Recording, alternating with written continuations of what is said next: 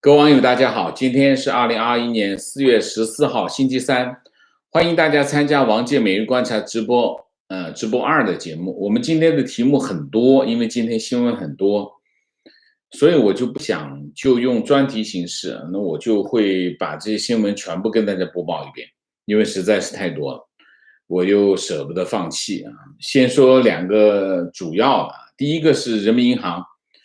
人民银行，人口形势逆转，应放开生育啊，这是一个。另外一个就是字节跳动准备香港上市，估值4000亿美元。然后是习近平露面了，我只是放到这个题目里面，我放了3个，因为太长也不行啊。那么先说第一个，人民银行。人民银行，我们现在都在等什么呢？等这个全国人口普查，应该是在4月份公布。那么到现在还没有公布啊，大家都在着急的等待2020年的这个人口普查，第7次人口普查。那么人民银行今天就发布这个工作论文啊，那么很罕见，因为人民银行不是人口问题的一个主管机关，可是他发表一篇文章啊，这篇文章讲人口形势啊，那么这个文章很长。基本上是用论文的形式来阐述他的观点。那么他的论证的过程我就不说了，我就直接说结论啊。那么论文指出，中国人口形势已经逆转，转型后人口衰减的速度将超乎想象，教育和科技进步难以弥补人口的下降啊。文章说，应全面放开和鼓励生育，切实解决妇女在怀孕、生产、入托、入学中的困难啊，这个语病啊。那么这个文章的题目叫《关于我国人口转型的认识和应对之策》啊。那么这个文章用罕见的语言，就非常的严厉啊，讲的非常的这个严肃的讲这个问题。他说，应该抓住当前生育政策对部分居民还是硬约束的时机，全面放开生育啊，及时释放其较高的生育意愿，意思就是趁着大家还想生，你赶紧放开，让他们生嘛，就这个意思啊。他说，如果稍有迟疑，将会错失以生育政策应对人口转型的宝贵窗口期，重蹈发达国家的覆辙啊。那么这个话说得很激愤啊，可见呢，这个人口管理、人口政策应该是卫健委的职责，可是卫健委到目前为止没有任何的动作。那么论文说啊，他说要认识啊，提了用排比句啊，要认识到中国人口形势已经逆转，灰犀牛越来越近，要认识到人口红利当时用的舒服，事后是需要偿还的负债。要认识到人口惯性的巨大反作用力，转型后人口衰减的速度将超乎想象。要认识到人口虽然是慢变量，但加速发展难以挽回的特点啊，就是它是个很慢的变量，但是呢，它发展的速度很快，就加速发展难以挽回啊。那么要认识到教育和科技进步远不足以弥补人口的下降啊，所以这个论文讲得很激烈啊，这个用词很强烈。论文说，虽然人口与经济的关系有点像物价，但不同的是，人口惯性是跨代际的力量，就是你现在看到人口下降，其实是一代人之前的影响啊，一代人是跨代的影响，跨代际的力量，其力道比通胀或者是通货紧缩要强得多、久得多。如果把价格比作汽车，那么人口就是油轮，你刹也刹不住，动也动不了。用调控经济的思路去应对人口转型，多半是事与愿违。所以一定要有提前量，并且搞得多多的，这样才不至于积重难返。一定要坚持，这样才有成效啊。那么这个把这个话说得非常的严重啊。那么我们之前有个专题讲中国的人口塌陷，人口塌陷其实已经开始发生，从哪里开始？从新生儿出生。我们上个专题讲的新生儿，今年新生儿的，就是去年新生儿的数据应该是下降了15%啊，下降这是非常大的下降。你想一下，新生儿的出生下降了15%，那意味着什么？意味着新增人口下降了15%，这还不包括后面出现的变故啊。所以这个所以中国的人口问题对中国的未来的发展有决定性的影响。中国人口普查是每10年一次，去年10月份第7次人口普查开始启动结果本来是应该今年4月份公布，但是到现在还没有公布大家都在等其实理论上早就出来了一直不这个就是应该情势会比较严峻那么有2点。对于我们在等待的这个结果有2点预期。第一个预期就是继续沿着之前的这个虚报数字往下报就往下延伸这个数字看得过去没那么严重这是一个可能性另外一个可能性是什么？另外一个可能性就是稍微的修饰一下，让它别那么难看。但是还是比较有变化，就是能够反映人口严峻的形势，但是程度可能会有所调整。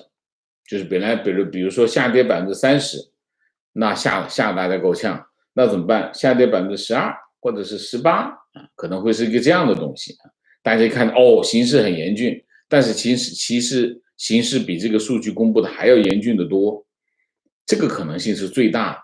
那么还有一种可能性，就直接公布真实的情况，这个可能性非常小这个可能性非常小。为什么？这不符合中共的这个脾性好，我们讲一个字节跳动。字节跳动它有2个平台，就是我们叫短视频社交平台那么在国内叫抖音，在海外叫 TikTok。TikTok 很著名，因为川普政府曾经拿 TikTok 来跟这个字节跳动谈判，要求它剥离在海外其实是整个海外的这个资产，谈的最后不了了之这件事情那么既然美国不动手，其实现在就这件事情就过去了就过去了。那么因为拜登政府没有沿着这条路往下走，所以现在字节跳动是没有案子的没有案子。那么现在有消息说字节跳动准备上市了，上市地点在香港。那么现在对字节跳动的估值4000亿美元那么如果他用4000亿美元上市，他的创办人叫张一鸣，今年38岁那么他的财富将会达到1000亿美元那么会超过马云应该成为这个中国首富那么消息说字节跳动准备在第2季度提交这个 IPO， 就是招股说明书那么彭博今天说这个没有字节跳动去年是川普政府要求他出售 TikTok 但是呢后来就这件事情就放下了呢，但是这个字节跳动的估值就它往上跑那么最新一次融资，这些这些个企业，大家知道这些企业他们的这个上市之路是什么？就是第一步就是我们叫天使天使轮融资啊，就是拿一个方案，找一个投资者，你看我有一个好主意啊，要不要掏钱？那个人说好，我掏钱，这就是天使啊。那这个人这个投资者就是天使投资。那么现在很少这样，现在除非你是很少这样子啊，你现在已经很少天使投资了，都是你先做出个样子来，然后第一轮投资，第一轮投资就是估值，你这家公司值多少钱，然后第二轮估值，第三轮估值，那么第四轮估值通常是3轮啊，那么企业再大一点呢，还会第4轮啊，第4轮那就上市了啊，上市，最新一轮估值。上一轮的融资，它估值就是其实要融资啊，融资就是把卖掉部分股权换钱啊，换到发展的资金。那每一次估值就是每一次融资，就每一次估值，这个估值会不断的往上走。那么前面的这个投资者也可以在下一轮估值的过程当中退出也行。它是这样，那么上一轮估值是1800亿，增加到从1800亿美元增加到2500亿美元，那么这次呢，就从2500亿美元增加到4000亿美元。你看这个估值的这个程度啊。那么字节跳动已经向这个香港港交所提交这个承销商聘用函，就是我给交易所啊一封公函，这封公函讲什么呢？讲我已经聘用了谁谁谁啊，这个通常是券商，作为我们的这个股票的承销商啊，那么准备这就是上市的一个程序啊，那么他们就是争取估值是4000亿美元啊。那么彭博说啊，张一鸣现在持有的这个字节跳动的股权是25%啊。那么如果以这个4000亿的话，那就1000亿美元了啊，这个很简单了啊。3年前字节跳动200亿美元啊，然后3年这个大涨10倍，就是 TikTok 现在是横扫欧美市场啊，在年轻人当中就非常的火啊。当然，字节跳动这一次有没有被这个叫什么平台经济啊？它是平台经济啊，这就是典型的平台经济。那么最新的动态，我们昨天平台经济做了一个关于这个市场监督总局找来34个中国的平台互联网平台公司开批斗会，批斗谁呢？批斗阿里啊。那么34家公司陪绑啊，那然后就要求他们听招呼啊，讲政治听招呼啊。那么这个字节跳动也是其中一个啊，而且今天12家平台企业签署这个依法合规经营承诺书啊，字节跳动也签了。好，这是这个字节跳动啊，然后就是比特币啊，比特币再创新高啊，应该是穿破了64000美元，然后再创下历史新高啊。然后现在的情况是，随着这个比特币不断的创新高，比特币的创办人中本聪啊 ，Satoshi Nakamoto 啊，成为全球20大富翁啊。那么业界估计，中本聪早期挖矿至少挖了75万到110万枚比特币。那么，而且中本聪从未使用过比特币发行第一年收集到这个叫什么？叫这个挖矿奖励啊，挖矿奖励叫 Coinbase Reward 啊。然后以他100万个这个比特币计算的话，目前比特币的价格是64000，中本聪的身家达到多少呢？达到640亿美元，640亿美元，所以全球排名排到了前20啊。然后这还不计算比特币的分叉，比特币分叉，还有什么比特币的现金、比特币的 SV， 还有这些加在一起，还有比特币的黄金啊，这很多钱啊，很多钱，总共可能达到呢多少呢？达到一个是6.5亿美元，一个是2.5亿美元，然后就是比特币黄金还不知道多少钱啊，所以呢，它会排到前20名啊，这是一个比特币。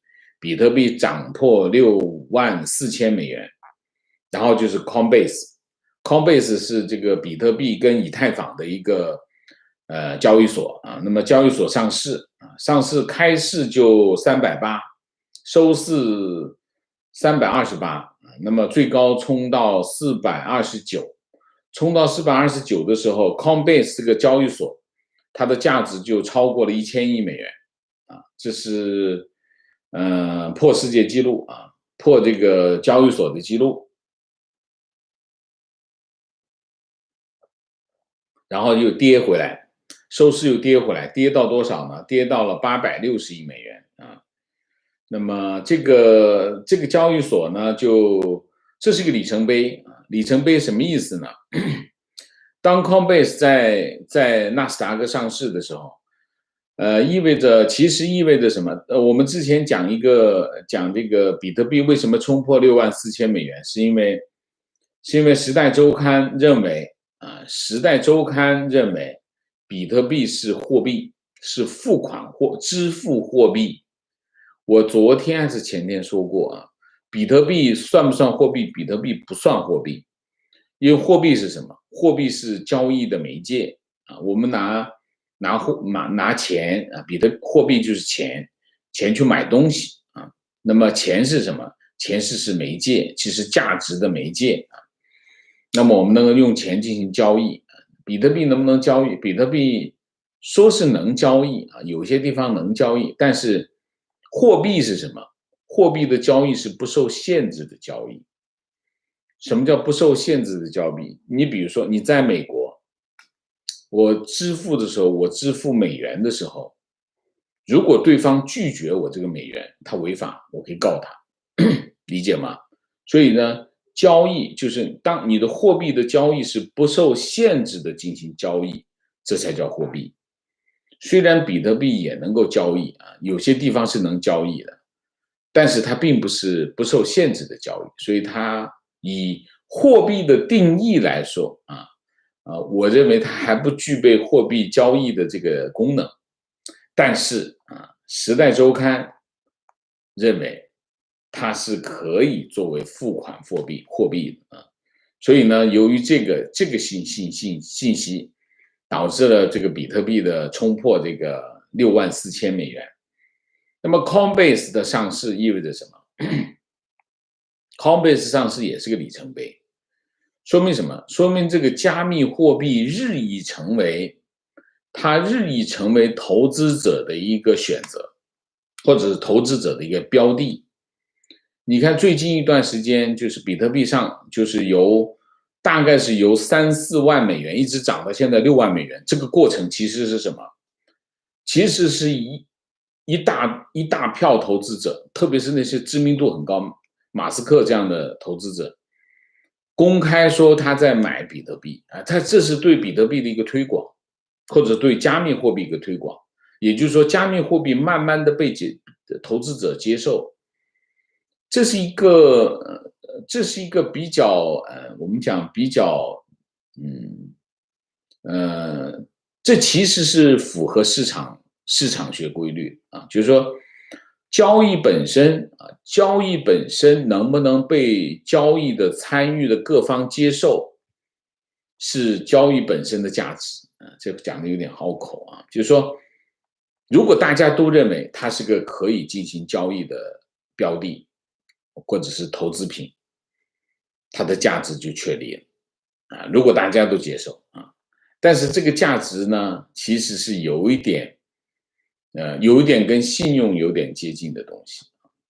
我们以后再找时间详细谈啊，我们今天就不展开讲啊。就是说 ，Coinbase 的上市代表着加密货币逐渐的被投资者接受，这是一个非常重要的里程碑啊，这个影响会很长远，所以我们今天会拿来讲这个原因就在这里啊。那么比特币为什么选了纳斯达克，没选这个纽约交易所呢？啊，这个他的这个财务官很搞笑，他的首席财务官 CFO 啊，他在接受访问的时候，他说为什么你要选纳斯达克不选这个纽约呢？啊，纽约交易所，他说为什么？因为纳斯达克给我的一个股票代码叫 CON， 他就觉得这很好听啊，这个很完美啊，非常好的名字，所以我就选择到这里啊。Coinbase 上市和其他的上市不一样，它是直接上市，直接上市啊，直接上市就省去了很多环节啊，直接上市啊，这是纳斯达克第一个直接上市的公司，直接上市就不用就是他的大股东不需要我们叫禁售啊，禁售期没有禁售期，就是大股东你随时就可以在市场上抛售啊，所以没有禁售期啊，通常禁售期是半年就是这样啊，它是直接上市，其实过去一段时间，就美国开始流行一种新的上市模式，就是直接上市。那么直接上市呢，现在全部都在纽约交易所上尝试。那么 Coinbase 是第一家在纳斯达克直接上市的公司，所以你可以看资本市场其实是在不断的变化。还有两个，第一个人民银行，今天开这个2021年支付结算工作会议啊，为什么要讲这个呢？他说这个会议其他的我就不说了他就会议要求下一阶段的工作安排第一，积极完善顶层设计，深入推进支付领域反垄断工作加快推动出台非银行支付机构条例，加快构建跨境支付体系。其他都不重要了，我不管了，就这句话。这句话有点文章啊。第一个，支付领域的反垄断工作就是说深入推进支付领域反垄断工作。在支付领域是不是有垄断工作，有垄断现象？基本上是有的。为什么？在支付领域有两大机构，一个叫支付宝，一个叫微信支付。这两家机构占整个支付市场的95%以上的份额。它是不是垄断我不知道但是肯定他们这两家机构是这个市场当中的巨无霸占到95%，你想一下什么情况所以他说要深入推进支付领域的反垄断，是不是要拿支付宝和微信支付开刀了呢？你看支付宝的母公司叫蚂蚁集团，蚂蚁集团现在已经被收拾的差不多了收拾差不多。第一，把它变成什么？把它变成一个金融控股公司，原来叫金融科技公司，现在把它变成金融控股公司。金融控股公司还不够这监控还不够通过这个网络小贷条例，把这个蚂蚁集团介入的网络小贷的业务由这个20倍杠杆变成了什么呢？变成了3倍杠杆。那你想一下，意味着什么？蚂蚁集团要增加资本金，因为他做这些生意，他就加本钱这是一个。另外一个把杠杆去掉另外一个不让他做这个存款的这个代理业务那么等等，反正总之做了很多的减除他的业务的工作。这一头，另外一头支付宝再开始对付他。支付宝是什么？支付宝是蚂蚁集团的基础性的功能，它的所有的业务都是建立在支付宝的基础上。那么如果支付宝反垄断，那蚂蚁集团真的是非常的危险了啊，这家公司就有问题了。然后当然很多人讲，现在市场上流传说这个下一个目标是谁？是腾讯。那如果以这篇文章，以这个信息发出的信息来看，腾讯就是通信支付开始吧，如果是这样的话，那么它还要推出非银行支付机构条例啊，这个条例出来肯定就是专门为支付宝跟这个微信支付量身定做的五花大绑方式吧，应该是一个这样的东西。然后加快构建跨境支付体系，跨境支付体系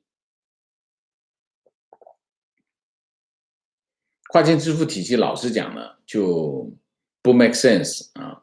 你有外汇管制啊，外汇管制你怎么跨境支付呢？跨境支付中间要加一个什么？加一个防火墙，就是外汇管制啊。所以跨境支付，如果我们通常讲的支付，通常是即时支付。如果你不能实现即时支付，跨境支付体系没有意义啊。那重点是什么？重点就是一个是条例，这个条例就是绑住这两个机构的绳索。那么另外一个就是反垄断啊，如果他真要反垄断，又可以罚很多钱啊。那么中国政府现在是穷疯了，天天在罚钱啊。好，剩下最后一个习近平啊，习近平已经有12天没露面，所以现在大家很关心他，说习近平去哪里了？哎，习近平露面了啊。习近平4月14号下午在人民大会堂接受29国新任驻华大使递交的国书啊。其实这很多国大使已经在中国待了小半年了，就是这个也不让他去递交国书啊。现在统一交，29家一起交。新华社有一段稿子，我念给大家听一下，很有意思啊。使节们沿着汉白玉台阶拾级而上，在巨幅壁画“江山如此多娇”前，依次向习近平递呈国书，并转达各国领导人对习近平主席的亲切问候。大家听的有一点什么感觉啊？是不是有点像这个外国使臣向这个中国的皇帝这个进贡的那种感觉？拾级而上啊，沿着汉白玉台阶10级，总共才3级台阶，叫拾级而上啊。就是新华社写这篇稿子是有用意的。然后在巨幅这个壁画江山如此多娇的这个前，向习近平递呈国书啊。这中间这篇文章这个稿子写出来，习近平看着应该很舒服啊。大概这篇稿子2个信息，第一个信息，习近平露面了，看不清楚。我看了一下那张照片，29位这个大使跟习近平合影啊，那么就看不清楚样子啊。然后就是新华社的这个描述，很有这个帝王之风啊。另外呢，这个习近平发表一通讲话，然后习近平经常不出来，为什么不出来？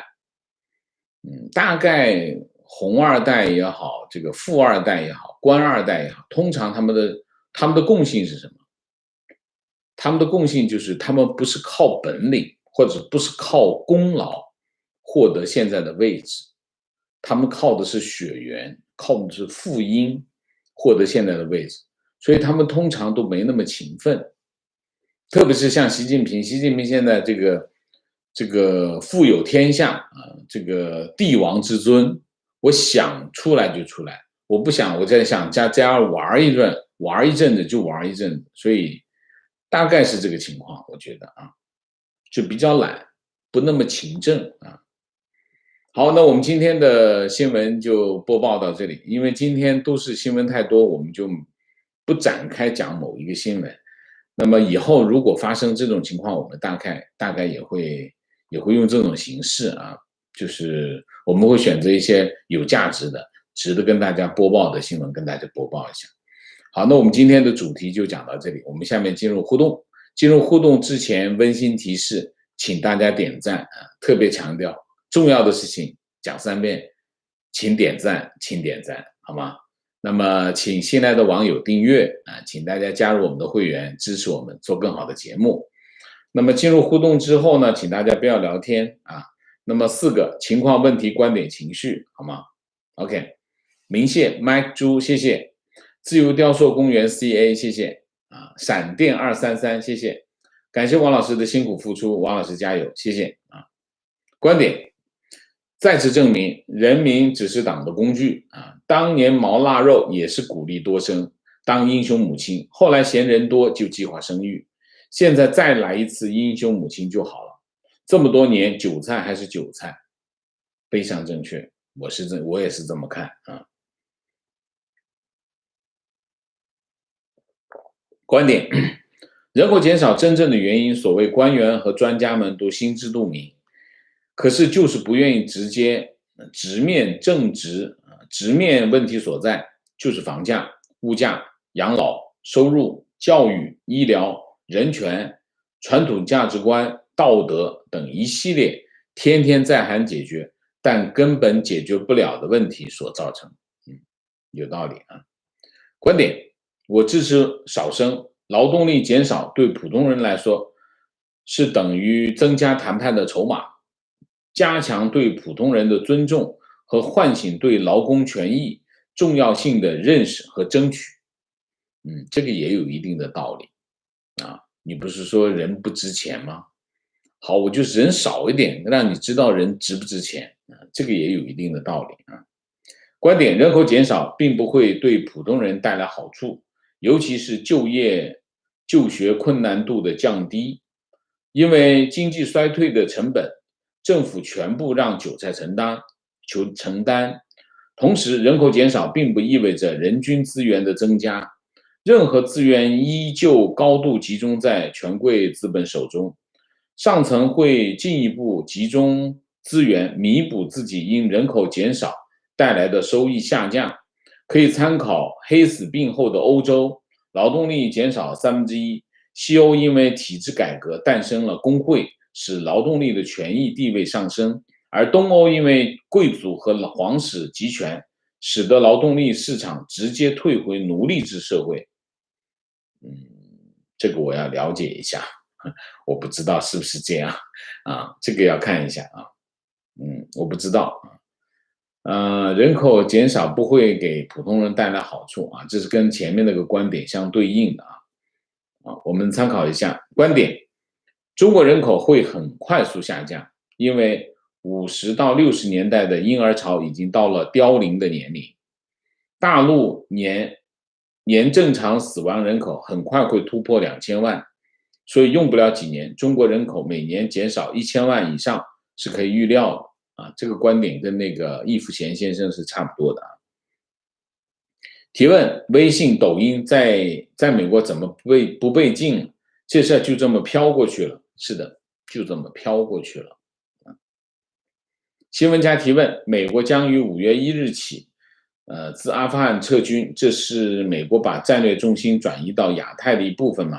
不是5月1号，是911啊，应该是911，从阿富汗撤军啊。是不是阿富汗现在只有5000人吧？所以战略重点5000人不算战略重点吧？情况，上午说的中国9张计算机根本不是量子计算机，只是用一个模拟方法，暴力解决计算问题的一台专用机，没有任何量子计算的功能。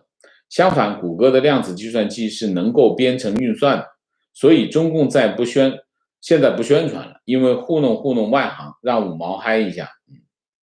情况，西安近期加快了给一些由于各种历史原因无法办理房产证约2万户业主办理房产证的进程。这些业主都是10几年前就应该拿到房产证，但绝大部分是因为开发商的原因而未能及时拿到房产证。个人觉得政府在这件事情上这次是盯在契税上，最可能的原因是西安市政府这次真缺钱。哪个不缺钱？我觉得他们都挺缺钱。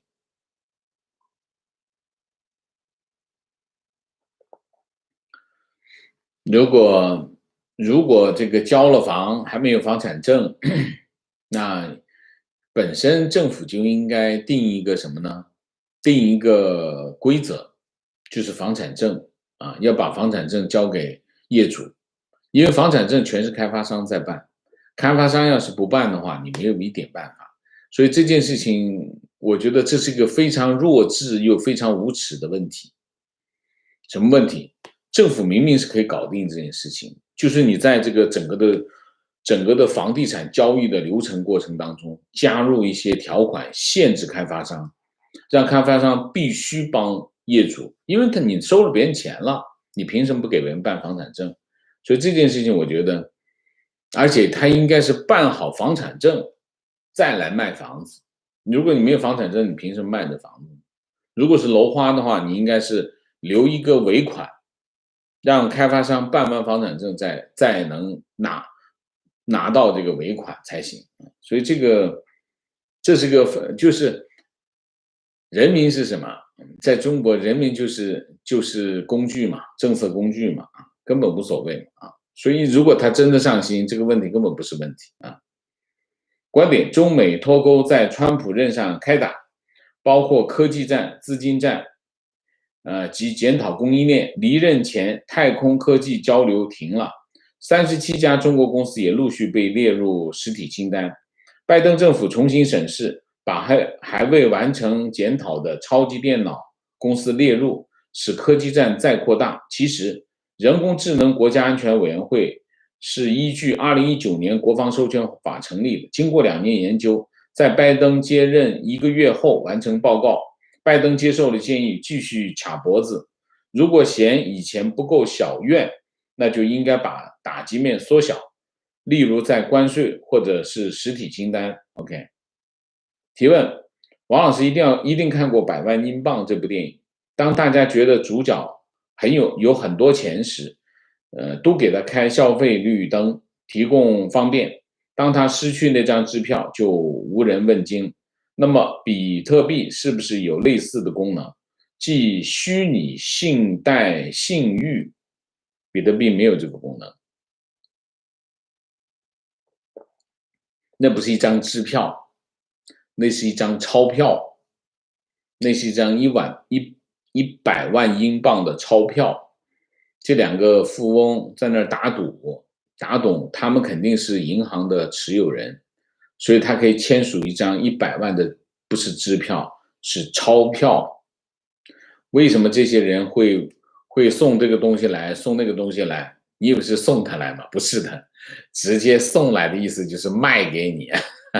你当然这些有钱人他有信用嘛，你有100万英镑在那压着呢啊，你在他口袋里，所以不会赖他的账嘛，所以就把东西送来，实际上就是卖给他。你以为是送给他？不是的啊，这是跟信用没关系，没1毛钱的关系，到时候会跟他结账啊，所以这是他们的销售方式啊。比特币跟这个1毛钱关系都没有，比特币是没有，不存在你所谓的虚拟信贷信用。我不知道什么叫虚拟信贷信用，但是肯定不一样啊，那是钞票。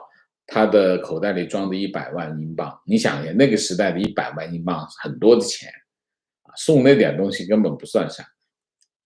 观点：TikTok 现在已经不仅被用来发布个人小视频，还被用作公司招聘平台，而 TikTok 还在全球广泛招聘 CTO。西方国家小年轻现在，当网红赚快感很爽。他们万万不会意识到自己的所有个人资料会因此被 CCP 全面搜索掌握着，他们将为此付出代价，到时候后悔莫及。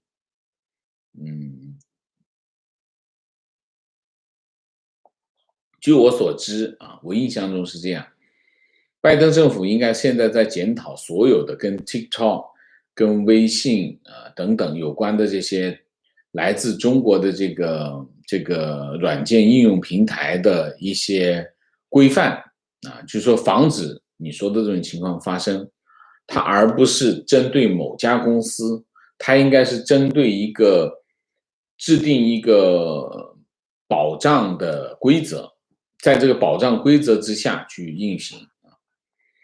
我是看到，我有印象，你说这个事情我有印象，是他们回应过某些问题的时候是这么答的，但现在有没有做我不知道，但是他们是这么答过的啊。情况：美国食品药品管理局 FDA 发布的第99-33文件又被墙内媒体拿来造谣，说美国一边支持日本排水，一边封杀日本食品。事实是，美国更新了几次这个公文，每次更新都解禁了更多的日本食品到美国。讽刺的是，6年前新华网还转发了文汇报的辟谣，6年后新华社旗下的媒体自己也开始造谣。OK， 新华社造谣，奇怪吗？真不奇怪啊。观点：中国会不会从非洲引进人口来解决中国人口不足的问题？反正只要韭菜，党根本不在意是谁。你觉得呢？我觉得不可能吧。如果我们在讨论问题呢，我就不希望大家说反话，我们就是正常描述你的观点，不要反问，不要说反话，不要讽刺挖苦，你就平铺直叙把你的观点讲出来会比较好。为什么？因为会被大家误解啊，所以像这样的观点呢，我真不知道怎么评价，因为我不知道你是反话呢，还是真这么想。如果真这么想的话，我觉得你还是做点有意义、有价值的事情。这么想真的没意义，你真的太闲啊，好不好？观点：计划生育是计划经济应有之义。因为根据马克思的理论，生产力的3要素包括劳动力、劳动工具、劳动对象。没有理由劳动工具、劳动对象都计划，而劳动力不进行计划。是吗？马克思里面有这个理论吗？我没看到过啊。情况：王老师你好，坐标深圳龙岗，龙岗这边有一农贸市场，坐落在龙东地铁站旁边。目前政府没有提前通知，就贴一张公告示，跟大家说这里要拆迁，因为上面涉及到小产权房，大家都出来抗议，但是因为警察的镇压，相关的补偿，费用也没有说清楚，这就是执法部门无法无天吗？原来我们的中国梦就是噩梦。情况：最近社交平台出现五毛讨伐女权运动，随后豆瓣、微博上不少女权群组和大 V 被封号禁言，是不是在为强制多生，把女性变成生育机器做准备？那我就不知道他是为什么，是不是这个意思？为什么？因为我们经常找到一些关联，我们如果要找到一些关联，我们就要有一些依据啊。那么有些依据我们可以理解得到，因为根据我们对中国情况的一些了解，我们可以理解这件事情跟这件事有关联。那么有些事情真不知道，真看不出来。你比如说刚才说对女权运动的讨伐，是不是跟这个计划生育有关系，或者是跟生育有关系？女权运动是反对生育吗？我不觉得吧，我没有，在我的认知当中，女权运动并不反对生育啊，在这个问题上，因为只有女性能生育啊，那男性也不能生育，对不对？所以在这个问题上，我看不到他们之间的关联。提问：能否开个读书会，让大家分享读书心得和读书籍？怎么开呢？我不知道怎么开。Clubhouse 也许可以，Clubhouse，但是 Clubhouse 我现在参加 Clubhouse 的时间不太多，我们只有星期天一天，其他的时间，要么就是国内是白天，我们这边是晚上，要么反过来，我们中间的时间就是我们直播的时间，就是中间就是，中国大陆还没有睡觉，然后我们又是上午的时间，要不我们是晚上，他们是白天，这个时间有点难。我想一想吧，大家给我意见好不好？大家有什么好主意，我们可以。读书会倒是一个不错的想法，只是我这些年我们做这个节目之后，我真心没有时间读书啊，所以我贡献的不太多，因为没有太多的时间。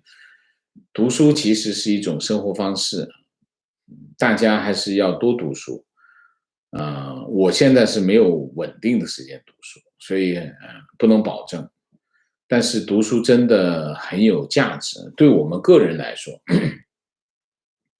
我经常这么想啊，如果有一天我可以我原来有个想法是把我们的直播由两档变成一档啊，那么变成两档变成一档的话，比如说我们上午直播完，我下午就可以用完整的下午的时间可以看书，然后可以用晚上的时间写作，或者是翻过来，晚上的时间读书，下午的时间拿来写作。我就觉得这种对我来说，这种生活方式是最理想的，基本上把我最高兴的3件事情每天可以做完，我可以乐此不疲，我甚至星期天都可以不休息都可以。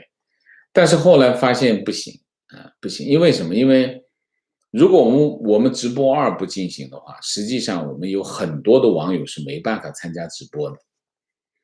那么很多网友是很喜欢参加我们的直播的，所以我们我印象中停过大概2个月的时间。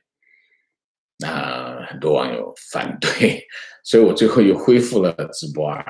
恢复直播2的话，那我就基本上没有时间去看书，所以看书这件事变成一个有点奢侈的事情。我还是会留点时间来写作，写作对我来说还是我还是很想做的一个事情，所以有事情我就会去写点东西会发表在 Patreon 或者是发表在那个 Facebook 上面，我就不会发表在推特上。那么我会在 Facebook 上面发表Facebook 上面是相当于客厅相当于客厅情况观点女权运动没有反对生育，但是主张女性要有自己生育自主权，而主张时为了强调女性的自主能力，容易让外界觉得是反对生育，但并没有我自己也理解，女权并没有反对生育，女权是主张生育自主，女性有权利决定我是不是要生孩子但这生孩子这件事情其实应该不应该是一个人的决定，应该是2个人的决定，对吗？不管是男性还是女性，都应该参与做这件事情的决定，因为这不是一个人的事情，是2个人的事情。而且，如果这是个家庭假设这是个家庭生不生孩子这件事情，应该夫妻双方共同决定，不是应该是单方面的决定当然，现在中国的情况就远非如此。现在中国的情况就是，生孩子这件事情，这2口子都决定不了，是他们的上辈在做决定情况坐标杭州，和中产朋友聊天，还筹划着买新房，认定2年内城西未来科技板块就是阿里巴巴园区会从现在的6万涨到10万。另外一个新中产朋友又加入了学区房的大军，花了400多万买一个80平的老破小，首付100多万，借了300万，不买学区，就只能上杭州的民办小学，1年14到15万学费。这样的经济环境，收入缩水，背着这么大的债务，还憧憬着2022年杭州亚运会房子再涨一波，全民都沉浸在虚幻的泡沫中。这个时候，这个太冒险不过呢，对国内的网友来说呢，这也是有点难办。难办在哪里呢？没有人能够知道未来啊，这是一个大前提啊。我经常给大家的提醒，大家记住一点，我给大家的提醒是出于什么？出于两点。第一点是出于安全。你比如说，我从去年讲到现在，大家不要碰两个东西，一个是什么？一个是债券，就是基金啊，一个是基金，一个是理财产品，这两个不要碰啊。为什么？是安全。为什么？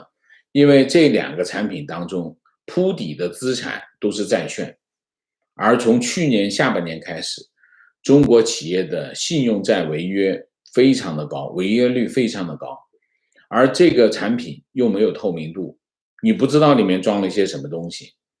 那你不知道是装的，你买来以后，万一这个债券违约，你中间它有一半是债券，一半是其他的金融产品，这个债券一违约，你的一半就没有了。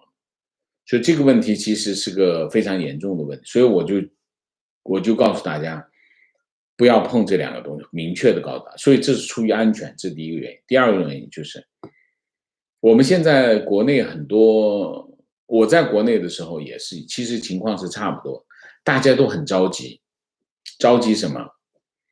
隔壁老王又买了一辆玛莎拉蒂，隔壁老李又买了一套新房子啊，这一看不得了，大家都发财了，就是我没发财，那急死了，所以大家都很焦虑，很焦虑的就急。大家要知道，在焦虑的情况下做出的投资选择都不理性，所以我为什么经常告诉大家，哎，买房子小心一点啊，悠着点，多看看，多理解理解，就这个道理啊。就是说，现在的社会大家都很焦虑啊，工作上的看的同学，天天有人在朋友圈晒各种晒美食，晒好的生活方式，晒各种晒啊，各种晒。其实这种晒是最不健康，给其他人压力啊，又买新车了，又换新房了。对于他来说，他只晒了一次，可是对于这个朋友圈来说，每天都在看到。虽然每件事每个人都发生了一次，但对他来说是每个月发生了30次差不多，甚至是60次。你说多大的刺激？所以真的很焦虑。在这种焦虑之下，你做出的投资选择可能就会更激进，总是往好的方向想，你就没想坏的事情。我很多的建议是什么？我的建议都不是告诉大家去挣钱发财的路，我告诉大家的都是保住小命要紧，就是这个。所以我这边再重申一次，大家要谨慎。从去年到今年，我都重申这两点啊，就是一个投资要谨慎啊，就形势你可以错过一些发财的机会，但是你不要碰上破产的可能性啊，这个非常重要啊。观点：当没有解决医疗、教育、养老、贫困救援等问题，还生孩子太扯了。OK， 问题：曾经在其他频道看到，因为引入许多非洲留学生，而且对这些学生又给钱又给女学伴，导致艾滋病在中国有增加趋势，几十万到几百万，给人口问题又加剧负面效果。请问王老师知道这件事情吗？可以谈谈吗？我知道这件事情啊，有非洲学生、非洲留学生啊，也有非洲留学生有艾滋病，有这种事情的发生，但是这件事情肯定是加了很多的因素，加了很多中国人的情绪在这里面。这个情绪是什么？这个情绪就是我们的女学生被外国人搞了啊，这个是什么？这是什么概念？这是性资源被其他人侵占了的意思啊！这其实完全不尊重中国女性啊！就是我们的性资源被人占了，而且被占的人是我们最看不起的人群，非洲黑人，连非洲黑人都搞了我们的女学生，这怎么行？那还不怒火万丈？这件事情当中是有一堆这样的情绪在里面啊，中国人自己就有问题，首先中国人自己就有问题。那么非洲留学生的问题跟什么有关系？跟中国的这个大国崛起有关系啊。教育部给各个大学啊一个政策，每个学生1年12万补贴，12万人民币，现在加了没有我不知道啊，12万补贴，你去招留学生给12万，所以12万很多钱啊。那我就拿5000块钱出来当成本，那我就能赚1年能赚6万块钱。那你想，我招100个学生，1年就能挣600万，多好！所以各种为什么会有女办，就学办这件事情，就是学生这劳动力是不要钱的嘛，就安排嘛，安排上，想干什么？增加留学生，这是教育部的一个。教育部为什么这样的政策？吸引海外的留学生来啊，一方面可以进行这个统战工作，对吧？这些人在中国读了书，对中国会有亲近感，回去以后，而且通常这些第三世界国家能到中国来留学的人，也不是等闲之辈啊。那么以后你可以做统战工作，为统战工作打下基础。另外一个又形成了万国来朝的这个气象，多好！中国有多少外国留学生在这留学？虽然中国在花钱，没关系啊，咱们有的是钱，就是一件这样的事情。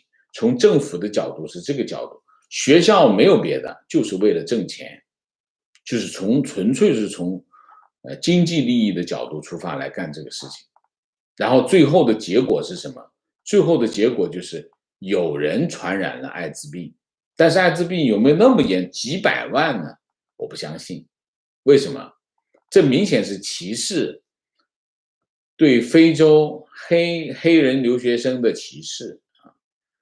中国本身艾滋病就很严重，大家记住，首先中国人自己就有很严重的艾滋病，这件事情跟在此之前就已经有。当然，这个留学生有艾滋病的问题，但是没有那么现在流传的那么严重啊。现在把这件事情放到非洲黑人留学生身上，这是反映了中国人的这种种族歧视啊。其实这个世界上最种族歧视的人群就是中国人自己，所以中国人是最没资格骂别人种族歧视，中国人自己就种族歧视。所以这件事情，我觉得负面效果，中国人先要自己考虑一下，先要反省一下，你有没有种族歧视？你在这件事情上，你有没有把中国的女学生当做一个性资源来看待？啊，如果是这样的话，你先把自己的问题解决好，再来讨论这个问题，我觉得才有价值，才有意义啊。提问：最近实业行业普遍不好做，但炒股票、炒比特币却赚得盆满钵满，这样的市场状况真的健康吗？只要能赚钱都健康，有本事一直赚下去。所以说做实业才能挣钱，这才是正常的，这都不对。你记住，永远记住，在任何市场，永远是实业是最辛苦的啊，然后金融市场最容易来钱，这是正常，全世界都是如此，美国也是这样，日本也是这样。但是来得快去得快，就是你爬得高摔得很。为什么很多地方这两件事情同时发生呢？因为叫什么愿赌服输啊。你不信你去那个去期货市场看一下，头天亿万富翁，第二天破产了，大把这样的事情。所以你不能光看见贼吃肉，你也得看见贼挨揍啊。金融市场它是个巨幅波动的市场，所以你很容易看见它挣钱了，但是他赔钱的时候他没告诉你，就这种情况。所以你看到的都是风光的一面，后面吃方便面这个要饭捡垃圾你没看见，所以在这个问题上你只看到了一面而已，所以都是正常。都是正常，健不健康见仁见智，没有不健康的市场，只有不正常的市场。不正常的原因是什么？多数都是因为政府介入政府上下其手，那就不正常。情况，家人在武汉打了第1针疫苗后被告知疫苗短缺，第2针不知道什么时候能打上。情况2，成都第2针已经停止，等消息。朋友说打了第1针，第2针变短信OK。情况最搞笑都是我们学校有个非洲留学生买了一辆摩托车去加油站加油，都要拿发票给导师报销，就养着呗。其实各取所需嘛。中国政府需要这些留学生给他充场面，那么这些留学生利用你这样的需要，那我就在这里占点小便宜呗大家也没什么，也别不忿。中国政府那点钱跟你没关系，没有关系，你别以为那是你的钱，那不是你的钱。我们经常有很多人很愤怒，就说你这个花了我们的钱，那个钱不在他身上花，也不会花在你身上。所以保持，怎么说呢？我们可以嘲笑，我们在这件事情上可以嘲笑中共但是完全没必要在这件事上觉得很愤怒愤怒是没有意义的情况远离朋友圈就不会焦虑。情况从王先生的节目开播后1个月，在听了王先生的不断建议下，我就毅然停用了微信。感谢王老师，谢谢。观点，谢谢王老师的忠言，特别是年轻人要听。我给自己在奋斗中的女儿就是这些建议，在现在的环境实实在在的做人做事，永远是其实不是现在了就是我们一直以来在中国，在其他国家都是一样，就是我们有不同的选择。我们可以选择做一些本分的事情我们也可以选择做比较飘的事情。那么你就要想明白，你愿赌服输，一些飘的东西心里就不踏实，风险比较大，压力比较大，而且你做事情会比较极端。做老老实实的做事情，做本分的事情呢，时间就比较长，回报率没那么高，但是呢，你得心态平和。这个世界永远是这两头，中间有没有中间？有中间，中间你就会找平衡，找得到平衡，那你就走中间。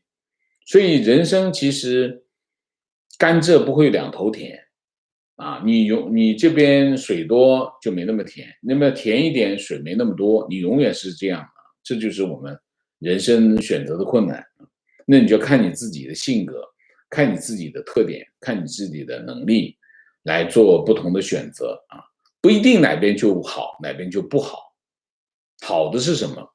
好的是符合你的 vision， 符合你的特点，符合你的特长，而且你干得长久，干得高兴，能够取得成绩的就是好的没有好坏之分情绪现在社会风气很差，炫富装富很严重，逢人开口3句不离房车钱，全然没有精神世界。评判一个人再也不关注涵养、人品、教育，只是房车钱衡量，这样的社会不可能长久，只能走向灭亡。你看一下抖音嘛，2个人相亲，你有房吗？你有车吗？你有存款吗？永远是这3句。所以这个社会就是这样。最可气的，最让人生气，最让中国人生气的是什么？就是装富。炫富没关系，炫富他是真有钱，真有钱大家心服口服。最可气的是什么？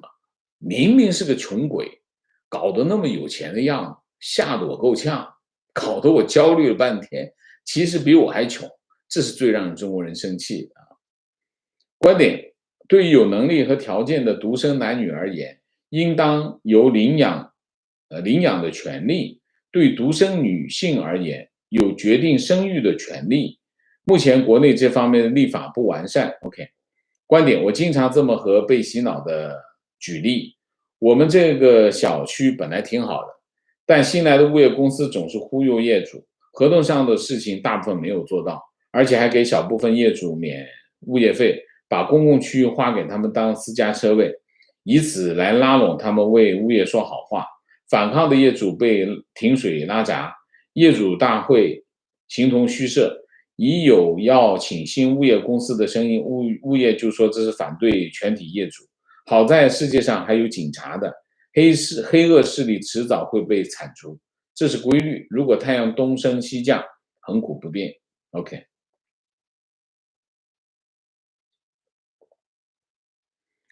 中国的物管变成了领导啊，中国的业主变成什么？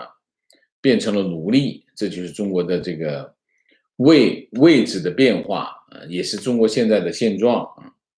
明谢魏唐，谢谢。好，我们今天的节目就到这里，感谢大家的参与，我们下个节目再见。再见之前，请大家点赞，请新来的网友订阅，请大家加入我们的会员，支持我们做更好的节目，做更好的自己。谢谢大家，谢谢。